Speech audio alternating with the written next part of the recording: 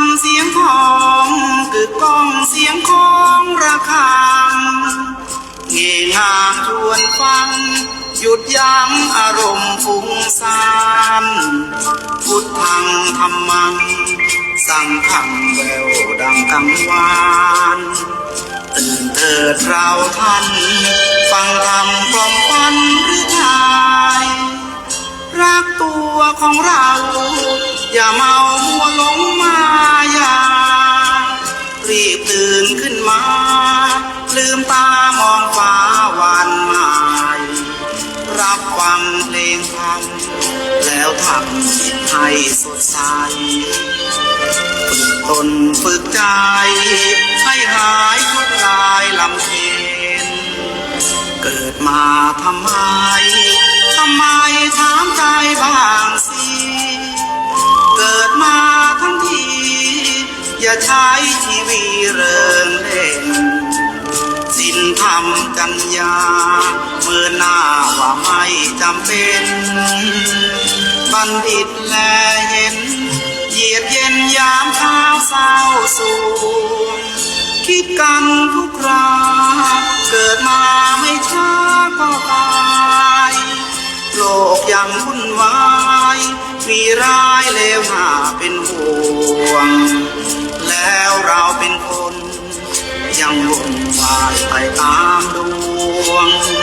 ตื่นมายังห่วงมารับฟังความเป็นจริง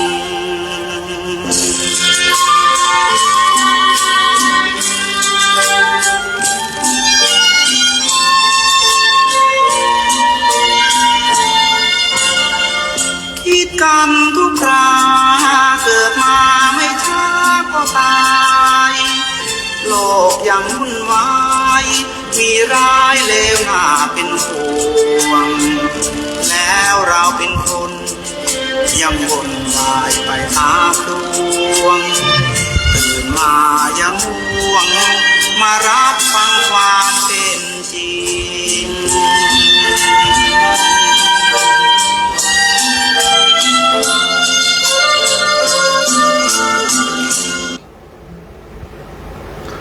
ธรรมะดั่งดวงไฟใสสว่างที่ส่องทางนำคนพ้นความชั่วส่องสว่างกลางใจคลายมืดมัวเห็นแจ้งตัวคนเราจึงเข้าใจให้ธรรมะส่องสว่างกลางดวงจิตให้ชีวิตดำรงธรรมนำผ่องใสสติพร้อมปัญญาอย่างทุกจางคลายประจักษ์ใจแจ้งชัดอนัตตา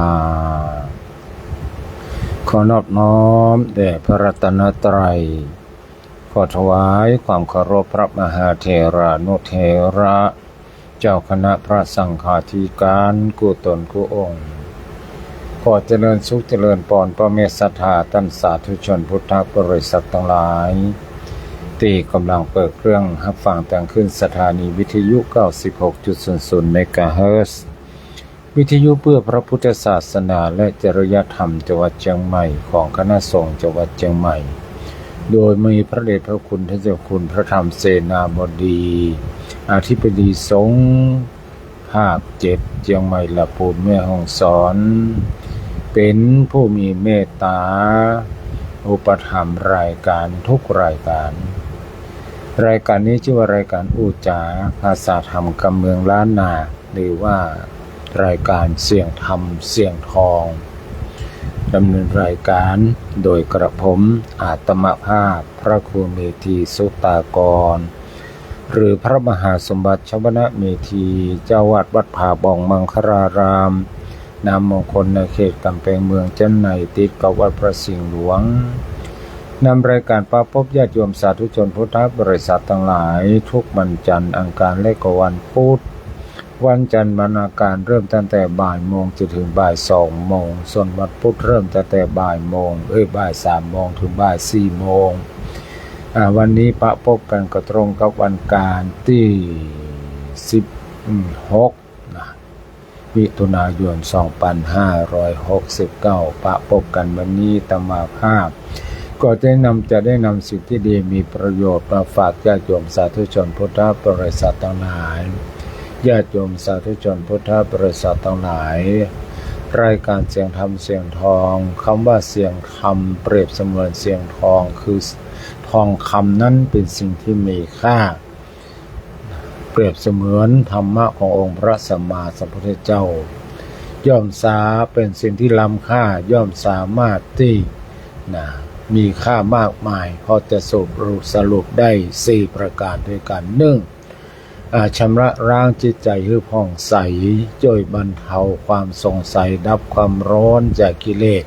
และทำให้ผู้ฟังเกิดปีติ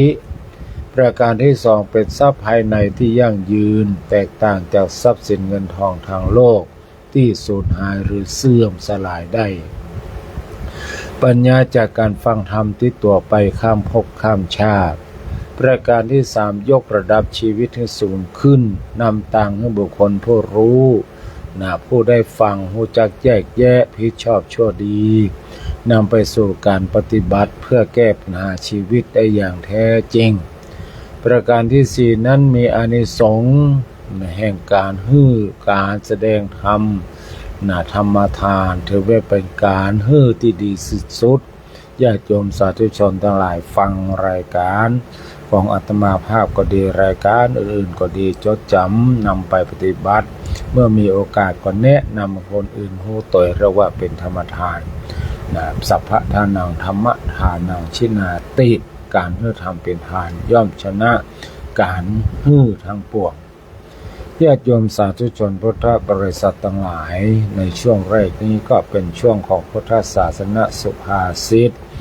นำชีวิตรุ่งเรืองพุทธศาสนาสุภาษิตวันนี้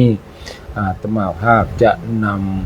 ำพุทธศาสนาสุภาษิตที่ว่ากิจโฉมนุสสะปฏิลาโภซึ่งแปลความว่าการได้เป็นมนุษย์หรือว่าได้เกิดเป็นมนุษย์นั้นเป็นการยากในบรรดาสิ่งที่มีชีวิตในโลกถ้ายกเว้นต้นไม้และพืชบกพืชน้ำพืชอากาศแล้ว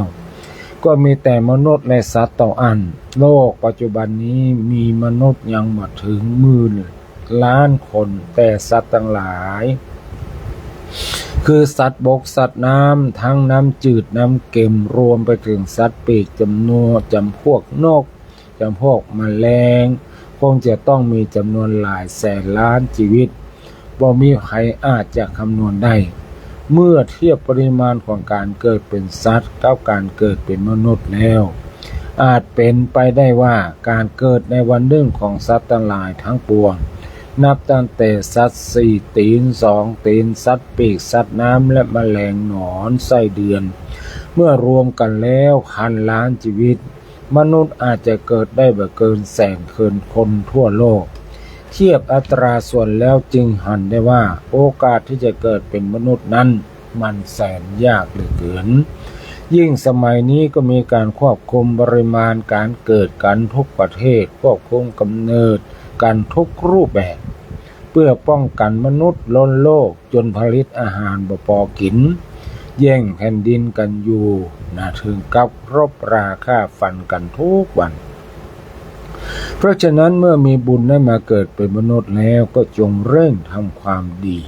หนีความชั่วกลัวบาปเข้าไว้จะได้มีโอกาสได้เกิดเป็นมนุษย์เป็นเทวดาหรือพรหมหรือนิพพานดับสูญไปบ่ต้องกลับมีเวียนว่ายตายเกิดแถมโดยเฉพาะผู้มีใจบาปหยาบช้าชอบฆ่ามนุษย์ฆ่าสัตว์เป็นอาชีพก็จงปรงเสียเถิดว่าชาติหน้าถ้าบ่ไปตกนรกหมกไหม้ก็คงบ่ได้เกิดเป็นมนุษย์แน่นอนจะมาเกิดเป็นวัวเป็นควายลิงข้างจิ้งจกตุ๊กแกก็สุดแท้แต่ว่าผู้ใดสร้างกรรมไว้นักเบาเพียงไหนก็คงเป็นไปได้ตามคาถาบาลีที่มาในมัชฌิมนิกายมัชฌิมปัญนาสกะความว่ากรรมุนาวัตติโลโกสัตว์โลกย่อมเป็นไปตามกรรมเราเป็นผู้มีกรรมเป็นของตัวเก่าเป็นผู้รับผลของกรรม มีกรรมเป็นกำเนิดมีกรรมเป็นเผ่าพันธุ์มีกรรมเป็นที่พึ่งป่าอาศัยผู้ใดทำกรรมดีย่อมได้ผลรับกรรมที่ดี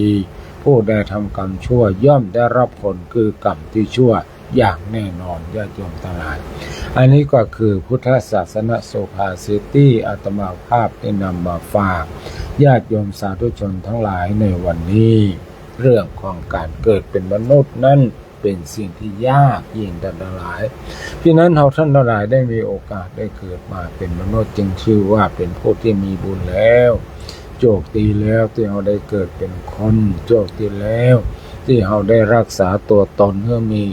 ชีวิตยืนยาวจนถึงทุกวันนี้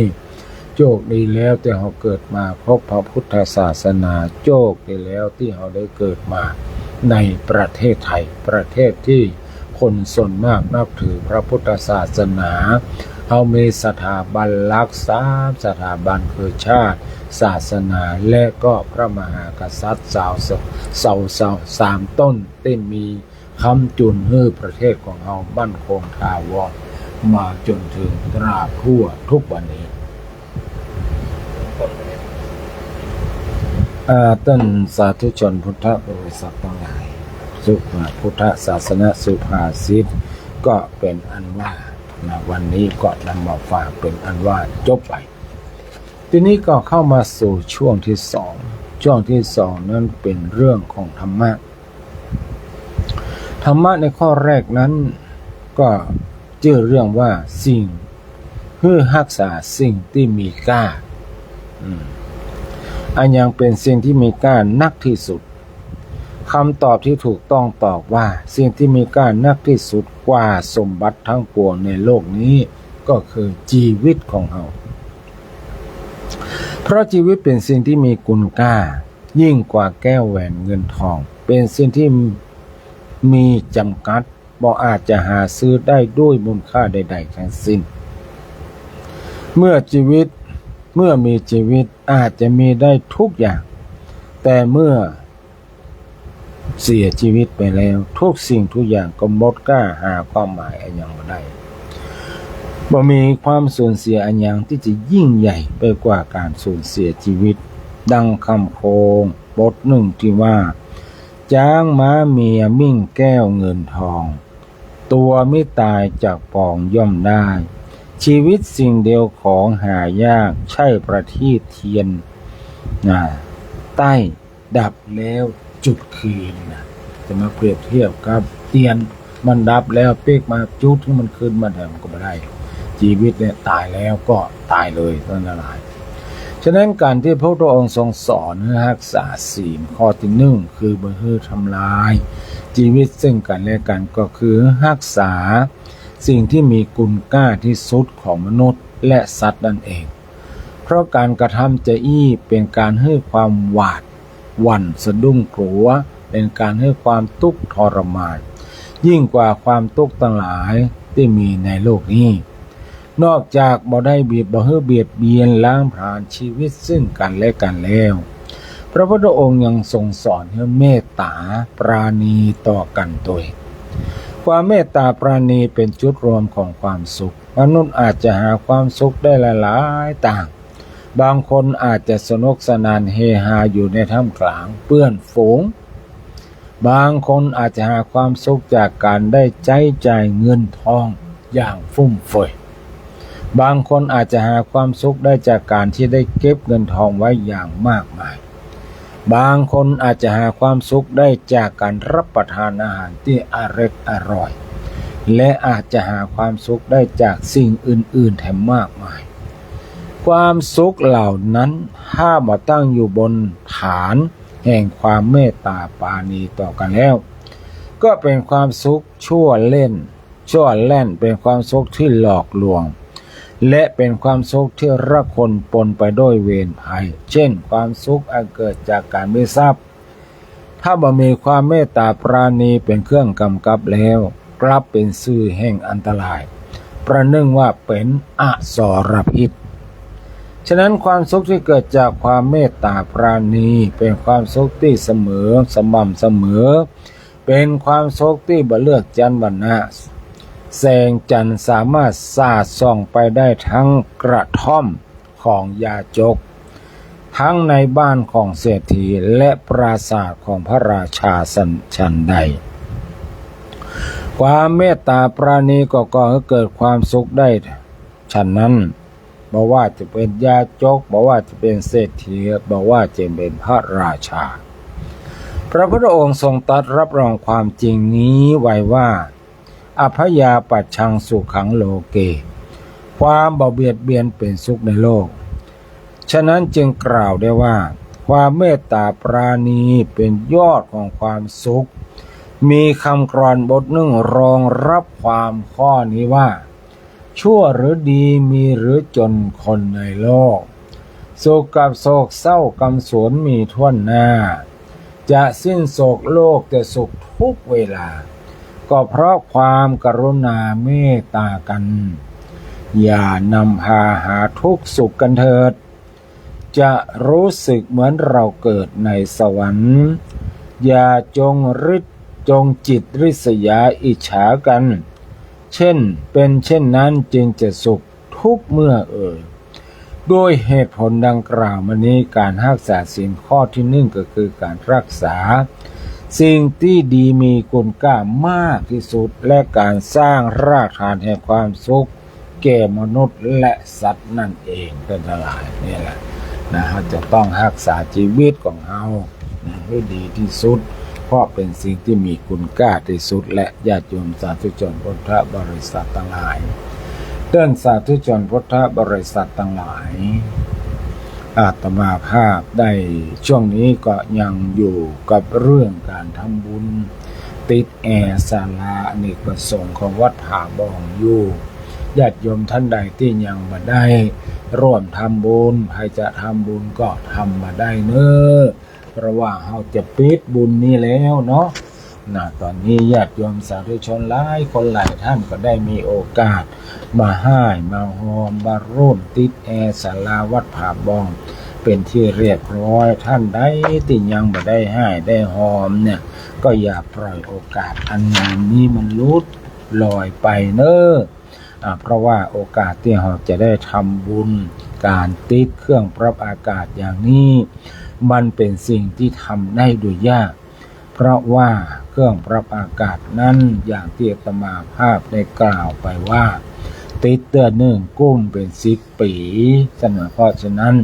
ญาติโยมทั้งหลายบุญกุศลนี้ก็เกิดความร่มเย็นกับท่านสาธุชนทั้งหลายอย่างแน่นอนชีวิตของท่านที่มันเดือดร้อนวุ่นวายแบบค่อยร่มเย็นเราอาจจะไม่ได้ตานเครื่องปรับอากาศก็ได้เพราะฉะนั้นก็เจริญพรเรียนเชิญได้เนอะก็ขอเพิ่มเติมเพิ่มเติมเนาะสำหรับญาติโยมที่ได้ร่วมทำบุญกันมาแม่กองพันตุ่มอิน300 บาทแม่วเรกเกษมพันธ์หนองก้นคุ200 บาทแม่สมบูรณ์แถวสุวรรณโชติ500 บาทแม่อารีสันดับ200 บาทคุณแม่สมคิดอินทรสพร้อมลูกหลาน300คุณปิยธิดาติยาพร 12,092 บาทคุณโยมคณาพรป๊อกคำหรือว่านาชากาแฟแสนแก้วแสนกอกร่วมทำ200 บาทโยมธนิตนางพระณีจันทร์สว่างร้านทองโตสุวรรณพร้อมด้วยลูกหลานแม่บัวเรศสุโขไตรรัตน์ร่วมมาแถม 10,000 บาทนะแล้วก็มีคุณแม่ทองพงศิษฐ์บ้านแจมละปูน300 บาทคุณแม่จันเพ็ญคำโพธา 1,000 บาทคุณแม่สุพินชัยจินดา500 บาทคุณแม่สุวัฒนาคำพาเอลเลียส 20,000 บาทนะคุณพุนสุขคำพานางสาวพัทรินธัญญาภา500 บาทนางจิดาภานายวรพจน์คำพา500 บาทนางสาววนิดานายวินิตคำพาอาจารย์เกลือกก้องมังคละพฤกษ์แถม500 บาทคุณแม่เสาแก้วคำว่องบ้านดอนแก้วหมู่2แม่ริม200 บาทคุณแม่ครูธัญญาทองอิ่ม300 บาท นะคุณณภัสวรรณวังมณี500 บาทคุณแม่น้อยตลาดนัดบ้านดอนแถม100 บาทเนี่ยอันนี้ก็คือรายชื่อทั้งหมดที่ญาติโยมทั้งหลายได้ให้หอมในการที่จะซื้อแอร์ติดศาลาบำเพ็ญบุญของวัดผาบ่องตัดที่นี่เพราะนั้นญาติโยมท่านใดยังบ่มีชื่ออยากจะมีชื่อเนาะถึงแม้ว่าบ่ได้ติดชื่อแต่ว่าท่านทั้งหลายฮู้ว่าในใจว่าได้ให้ได้หอมในการซื้อแอร์แล้วเมื่อท่านทั้งหลายมีโอกาสได้มาทำบุญที่วัดผาบ่องเวลานั่งในศาลาบำเพ็ญบุญท่านอาจจะเลี้ยวไปพอหันแอร์มันเย็นความสุขทั้งพระเนรทั้งผู้มาร่วมทำบุญท่านก็จะเกิดความภาคภูมิใจดีใจม่วนใจเกิดปีติว่าเราได้มีส่วนในการทำบุญในคราวครั้งนี้ซึ่งตอนนี้มียอดบริจาคอยู่ที่ 48,200 บาทเนาะตมาภาพกำลังให้ช่างสั่งมาเรียบร้อยก็ประมาณวันศุกร์หน้าแล้วนี่แล้วล่ะเพื่อจะได้มาติดตั้งเด้อเพราะฉะนั้นโอกาสมันมีน้อยไปติกๆละนะมีโอกาสก็เชิญชวนเนอให้จะร่วมทำบุญกับอาตมาภาพก็โทรมาได้เนาะหมายเลขโทรศัพท์091-079-7084 เด้อญาติโยมสาธุชนพุทธบริษัททั้งหลายท่านสาธุชนพุทธบริษัททั้งหลาย มีรายการบุญที่จะนำมาบอกกล่าวให้ญาติโยมทั้งหลายได้ไปร่วมก็มีงานแรกกับวันที่19นี้เนอะงานวันคล้ายวันเกิดของดร.มหาอินสมเตปินหรือว่าพี่นางเจดศรีตอนนี้เพิ่นเป็นด็อกเตอร์แล้วเนอะเพิ่นเป็นด็อกเตอร์ละเพิ่นจะทำบุญครบรอบฉลองด็อกเตอร์พร้อมกับทำบุญครบรอบ60 ปี5 รอบณวัดเจ็ดลินในวันที่19ที่จะถึงนี้เนอะนั้นญาติโยมสาธุชนทั้งหลายรู้จักมักคุ้นกับพี่นางเจดศรีก็เชิญมาร่วมทำบุญด้วยกันเนอะเอาอาหารการกินมาร่วมตั้งลงตาลหรือนำเข้าหม้อแกงหม้อมาเป็นภัตตาหารถวายแด่พระภิกษุสงฆ์ในพิธีซึ่งพี่นางอินสมได้นิมนต์มาเป็น50 กว่ารูปนะฉะนั้นก็จึงแจ้งท่านทั้งหลายได้รับทราบในวันที่19ปะกันวันคล้ายวันเกิดของพี่นางอินสมด็อกเตอร์ที่วัดเจ็ดลินเนอร์ต่อจากนั้นวันที่20ท่านทั้งหลายอันนี้ไก่น้อยเด้อ อันนี้ไก่น้อยก็เป็นวันเป็นงานทำบุญอายุวัฒนมงคลครบ6 รอบของหลวงพ่อพระครูสุวัตรวรธรรมเจ้าอาวาสวัดงามแมงตำบลแม่สาบเจ้าคณะอำเภอเสมิงท่านสาธุชนทั้งหลายที่เป็นลูกศิษย์รู้จักมักคุ้นหรือว่าเคยอยู่เสมิงมาก่อนมาอยู่ในหัวในเวียงหรือว่าอยู่ต่างอำเภอได้ยินข่าวนี่แล้วก็ช่วยบอกต่อๆกันไปโดยวันเสาร์ที่20 มิถุนายนเนี้ยที่วัดงามแมงหลวงพ่อพระครูสุวัตรวรธรรมเพื่อจะได้จัดงานอายุวัฒนมงคลครบ6 รอบครบ6 รอบที่วัดงามแมงซึ่งพิธีของสงฆ์นั้นก็เวลาบ่ายบ่าย2 โมงตรงเพราะฉะนั้นก็เจริญพรเรียนเชิญทุกท่านไปร่วมตยนอกจากนั้นวันเสาร์ที่27 เดือนมิถุนายนก็เป็นงานวัดดอกเอื้องเนาะเป็นงานสมโภชพระประธานและพระพุทธรูปวิหารวัดดอกเอื้องอันนี้เพิ่งก็จะมีพิธีสวดมนต์ตันเจริญพุทธมนต์สวดมนต์ตันที่วัดดอกเอื้องวันเสาร์ที่27เนอะเวลา 16 นาฬิกาที่จะถึงนี้นอกจากนั้นก็เป็นงานปวยหลวงวัดฟ้าห้ามตำบลฟ้าห้ามอำเภอเมืองจังหวัดเชียงใหม่ระหว่างวันที่26ถึงวันที่28นี่เนอะ วันที่26 ถึงวันที่28เป็นปอยหลวงวัดฟ้าห้ามนะตำบลฟ้าห้ามอำเภอเมืองจังหวัดเชียงใหม่อันนี้ก็เป็นรายการงานบุญที่อาตมาฮู้อาตมาทราบนะเพิ่นก็นิมนต์อาตมาไปร่วมไปกินไปตานไปเจริญพระพุทธมนต์โดยนะอันนี้ก็แจ้งท่านอาสานังหลายได้รับทราบเพื่อจะได้ไปร่วมทำบุญโดยกันในโอกาสต่อไป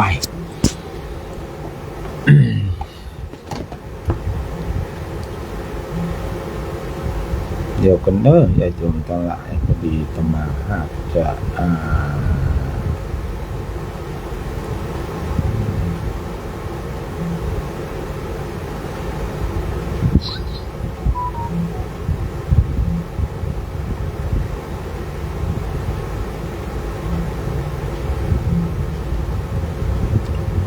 มาภาพที่ให้ท่านละลายได้ฟังธรรมะ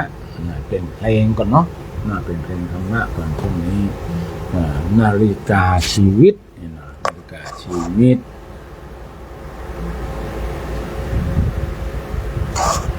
นาฬิกาบอกเวลาเป็นสิ่งเดียวในโลกที่ทุกคนได้รับเสมอกันไม่มีใครได้เปรียบหรือเสียเปรียบแม้แต่คนเดียวแต่ใครจะใช้เวลาในแต่ละวินาทีอย่างมีค่าและคุ้มกว่ากันก่อนที่นาฬิกาชีวิตจะหยุดเดิน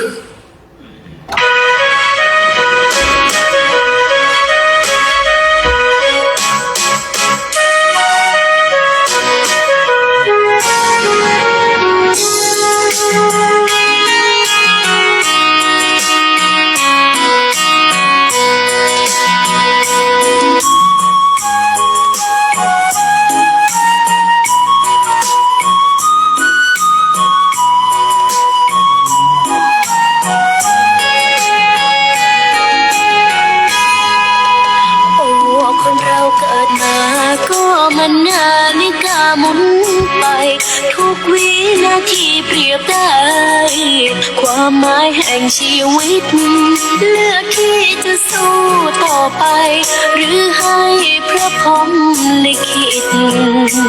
นี่คือหนทางชีวิตพลาดสักนิดก็วิกฤตถึงตาย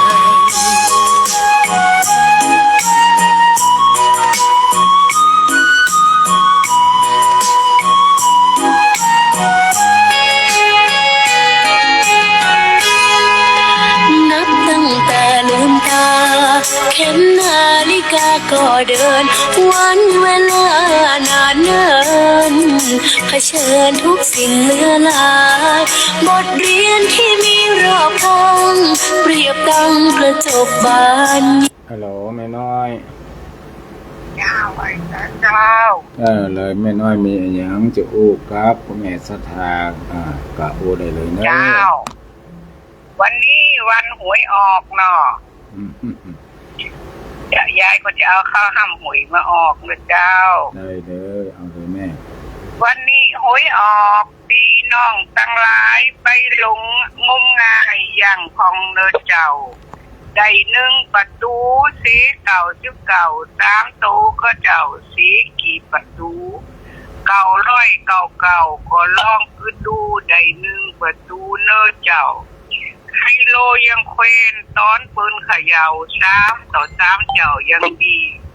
หวยหลัดเหมือนกันไข่เป็นสิทธิขึ้นพอดีเนินนายเจ้าค่ะหวย1ชุดนั่น1 ล้านใบกาปิ่นพอหลังหน้าเนินเจ้าคืนมาเท่าใดยิงใจหนุ่มเท่าแก่10 ล้านเจ้าซื้อมาพุทตื่นเท่าใด2 ล้านกา48 ล้านนาคืนมาเด้อเจ้าให้เป็นเศรษฐีพี่น้องหนุ่มเหน่ากระถามีเจ้าเลนากระถามีไว้ก็คืออุทานนะสัมปทาอิมาหาใดทำเวททำการทำงานเล่งใส่เยะไปทำไปอย่าได้ขี้ขาดงานนักบ่เอางานเบาบ่หยานข ขยันการงานโทท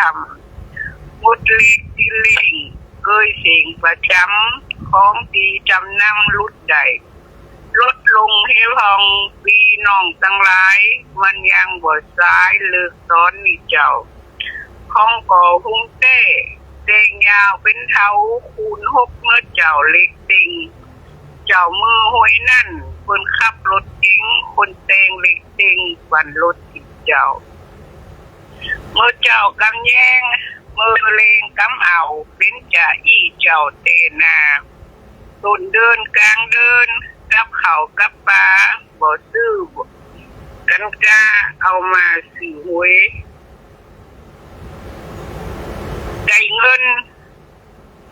ไก่ดินเนอดินก็หวังจะลอยโซนักจักซวยเนอเจ้าเงินตีซื้อหวยเอาซื้อกับเขาลูกเมเจ้ากานาย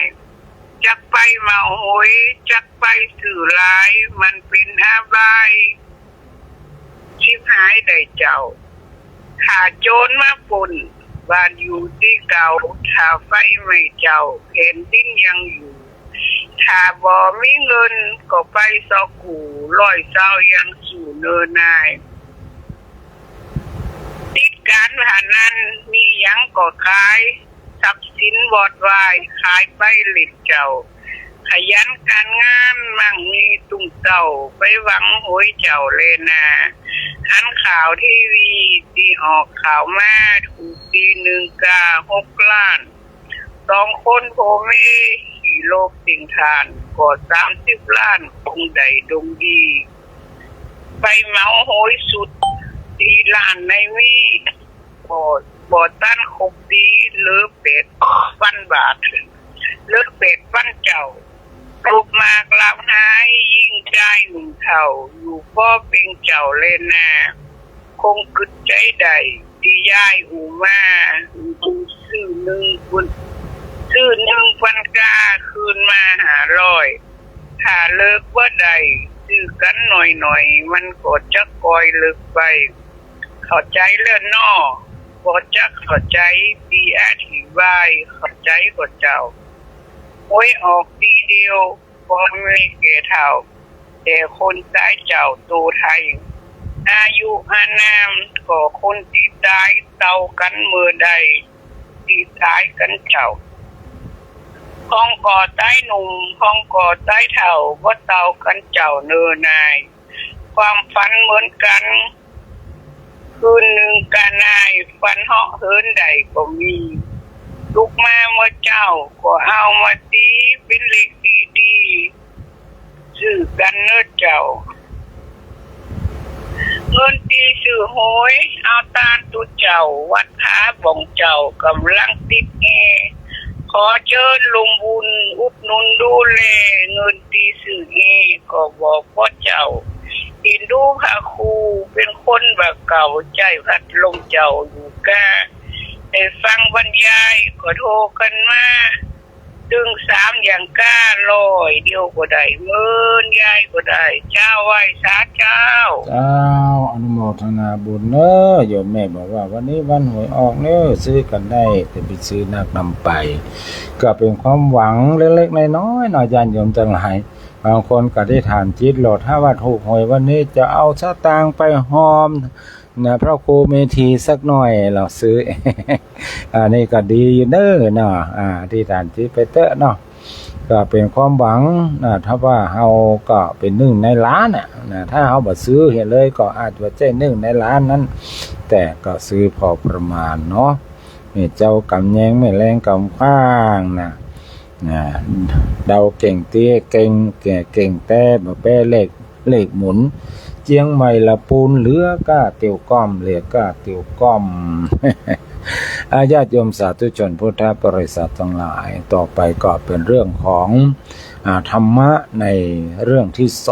2เรื่องก่อนวิธีเลือกคู่ครองของพระสัมมาสัมพุทธเจ้าพระพุทธศาสนาได้แนะนำวิธีการเลือกคู่ครองไว้อย่างไรคู่ครอง4 ประเภทนะปัญหาเรื่องคู่ครองนั้นเป็นเรื่องของชาวโลกพระพุทธเจ้าบอกได้แสดงโดยตรง แต่ แต่ทรงสะท้อนภาพของคู่ครองในโลกไว้ในแง่มุมต่างๆเช่นทรงแสดงประเภทคู่ครอง4ประเภทเอาไว้โดยใช้คำว่า 1. ซากศพอยู่ร่วมกับซากศพคือผัวก็เลวเมียก็เลว 2. ซากศพอยู่กับเทพธิดาคือชายซากศพอยู่ร่วมกับแม่หญิงที่เป็นเทพธิดาหมายถึงว่าภรรยาเป็นคนดีมีศีลมีกัลยาณธรรมแต่สามีเป็นคนเลวบ่มีศีลบ่มีกัลยาณธรรมประการที่ 3 ชายเทพบุตรอยู่ร่วมกับหญิงที่เป็นซากศพหมายความว่าชายสามีนั้นเป็นคนดีมีศีลมีกัลยาณธรรมแต่ภรรยาเป็นคนเลวบ่มีศีลบ่มีธรรมบ่มีกัลยาณธรรมประการที่ 4 เทพบุตรอยู่ร่วมกับเทพธิดาคือทั้งสองฝ่ายเป็นคนดีมีศีลธรรมคู่ครองในโลกนี้จะอยู่ในลักษณะ4ประการนี้บ่มีกู้ใดกู้หนึ่งบางครั้งก็อาจจะสลับซับเปลี่ยนกันไปเป็นช่วงเป็นคณะของอารมณ์กันได้และในคณะเดียวกันก็ทรงแสดงประเภทของสามีภรรยาเอาไว้ฝ่ายละ7ประเภทเพื่อให้บุคคลจะเป็นคู่ครองกันได้พิจารณาเลือกเอาเองว่าจะเป็นสามีภรรยาประเภทไหนสามีภรรยา7ประเภท 1. ภรรยาที่เสมอด้วยเพชฌฆาตได้แก่ภรรยาที่กึศร้ายต่อสามีบ่ได้อยู่กินกับสามีด้วยความรักความพอใจที่แท้จริงมักจะไปใส่ใจกับชายอื่นจะดูหมิ่นสามีของตนเองเป็นเหตุให้สามีของตนเองต้องตายไปหรือจะฆ่าสามีเองก็ได้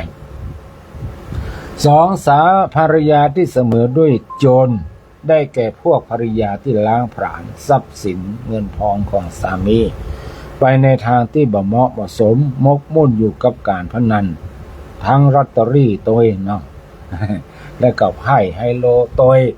ประการที่ 3ภรรยาเสมอด้วยนายได้แก่ภรรยาที่ชอบวางอำนาจกับสามีเกียจคร้านในกิจการงานบ่เอาใจใส่ในการงานรับประทานอาหารนักปากร้ายมีจิตใจเหี้ยมเกรียมชอบขู่ตะคอกสามีของตนเองประการที่ 4ภรรยาที่เสมอด้วยมารดาได้แก่ภรรยาที่เป็นกัลยาณมิตรของสามีมีความรักความหวังดีความห่วงใยต่อสามีของตนเองเหมือนมารดาที่ฮักลูกปกปักรักษาลูกของตนเองเมื่อสามีทำงานได้ทรัพย์สินเงินทองมาก็ประหยัดเก็บออมไว้บ่ใช้จ่ายฟุ่มเฟือยจนเกินไปประการที่ 5ภรรยาที่เสมอด้วยพี่สาวน้องสาวได้แก่ภรรยาที่มีความเคารพสามีเหมือนพี่น้องมีน้ำใจอ่อนโยนต่อสามีรู้จักเกรงอกเกรงใจต่อสามีของตนเองประการที่ 6ภรรยาที่เหมือนเพื่อนได้แก่ภรรยาที่มีความรู้สึกว่าสามีนั้นก็คือเพื่อนร่วมทุกข์ร่วมสุขกับตนเมื่อปะหน้าสามีก็แสดงความชื่นชมยินดีเพื่อนฝูงของสามีมาที่บ้านก็มีหน้าตาแช่มชื่นยินดีต้อนรับเป็นคนที่มีการศึกษาอบรมดีมีกิริยามารยาทดีสามารถรักษาควบคุมความประพฤติของตัวเก่าในทางที่เหมาะที่ควรเนี่ยท่านนักศึกษาทุกชนทั้งหลายนะ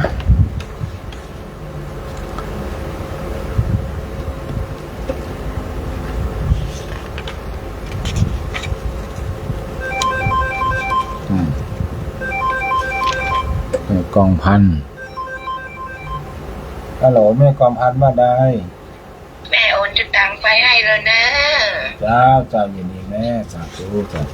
อนุโมทนาสาธุนะ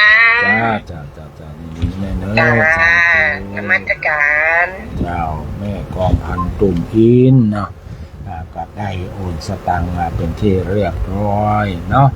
ก็อาตมาภาพได้เบิกมาหมดละญาติโยมทั้งหลายตั้งแต่ญาติโยมทั้งหลายได้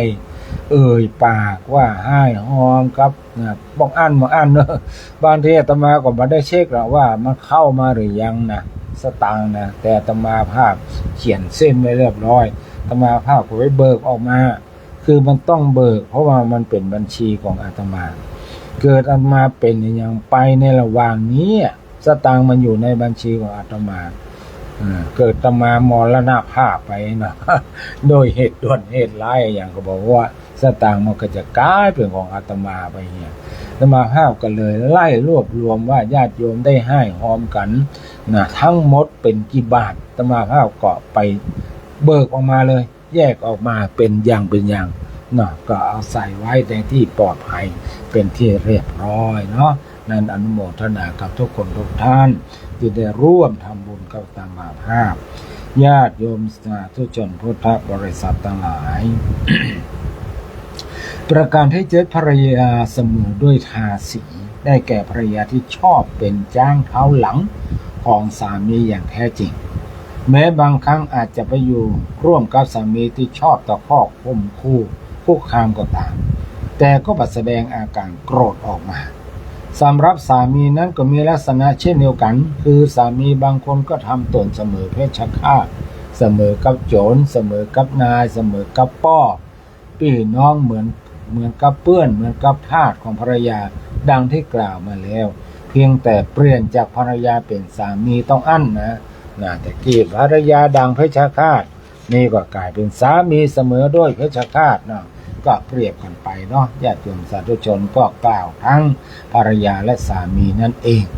สามีภรรยาอยู่ร่วมกันยืดยาวเพราะปัจจัย2ประการยิ่งไปกว่านั้นท่านได้แสดงถึงเหตุปัจจัยที่สามีภรรยามีความรักอยู่ร่วมกันอย่างยืดยาวนานกว่าเพราะอาศัยปัจจัย2ประการ1เคยทำบุญร่วมกันไว้ในชาติปางก่อนซึ่งอาจเป็นญาติสนิทมิตรสหายเป็นสามีเป็นภรรยาเพื่อนฝูงกันมาในชาติปางก่อนโดยในชาติปางก่อนนั้นทั้งคู่มีศรัทธาเสมอกันมีศีลเสมอกันมีความเสียสละเสมอกันมีปัญญาเสมอกันหรือแม้แต่ใกล้เคียงกันประการที่2ได้ปฏิบัติเกื้อกูลกันในปัจจุบันคือแต่ละฝ่ายได้ปฏิบัติหน้าที่ของภรรยาหน้าที่ของภรรยาที่ดีอย่างที่ทรงแสดงไว้ในที่6หน้าที่ของสามีภรรยาที่ดีหน้าที่ของสามีที่พึงจะปฏิบัติต่อภรรยา 1. ยกย่องนับถือสถานะของภรรยาเพราะว่าจะโดยรูปร่างความรู้ฝีมือสกุลวงศ์และความสามารถในการต่างๆเพื่อยอมรับตามความเป็นจริง 2. บัดแสดงอาการดูหมิ่นภรรยาของตนเองเพราะว่าในด้านใดก็ตามเมื่อไปในที่ใดพร้อมจะแนะนำบุคคลอื่นรู้จักกับภรรยาของตน 3. บ่ประพฤตินอกใจภรรยาของตนเองคือบ่มีแม่หญิงอื่นนอกจากภรรยาของตนเองได้แก่บ่ยกย่องหญิงอื่นเสมอกับภรรยาของตนเอง 4. มอบความเป็นใหญ่ในฐานะแม่เรือนให้กับภรรยาเป็นผู้รับผิดชอบสิทธิ์ขาดในฐานะที่เป็นแม่เรือนที่โบราณท่านใจคำว่าป้อบ้านแม่เรือนคือความรับผิดชอบในเรือนนะเนอร์ไผ่โบโทรเข้ามาฮัลโหลครับผมก็จะดูมาส่งครับต่อใด3 ครับกี่บาทเนาะฮัลโหลครับเดี๋ยวขอแป๊บเดียวเนาะจะจบรายการวิทยุเนี่ยนะเอาละญาติโยมสาธุชนทั้งหลายก็มีญาติโยมมาปะนะเอานั่นเอานี่มาพ้องเป็นต้นวันนี้อาตมาภาพอาจจะออกรายการอาจจะออกเจ้าไปหน่อยขออภัยมาณโอกาสนี้ตัวเนอะวันนี้อาตมามีภารกิจที่จะได้เดินทางไปต่างอำเภอก็เลยบันทึกเทปเอาไว้เนาะก็ท่านมหาประสิทธิ์เป็นจะได้เปิดให้ญาติโยมทั้งหลายตั้งแต่เวลาบ่ายโมงเป็นต้นไปอาจจะจบบ่อยน้อยหลังจากที่จบแล้วก็เมตตาท่านอาจารย์พระมหาได้เอาโฆษณาหรือว่าอย่างที่เป็นสปอตของสถานีใส่เข้าไปก็แล้วกันเนาะวันนี้ขอความสุขสวัสดีจงมีแก่ท่านผู้ชมผู้ฟังทุกท่านเจริญพรขอบคุณทุกคนทุกท่านที่ชมรายการวันนี้ท่านยอดรอยก็รับทราบเป็นที่เรียบร้อยเนาะ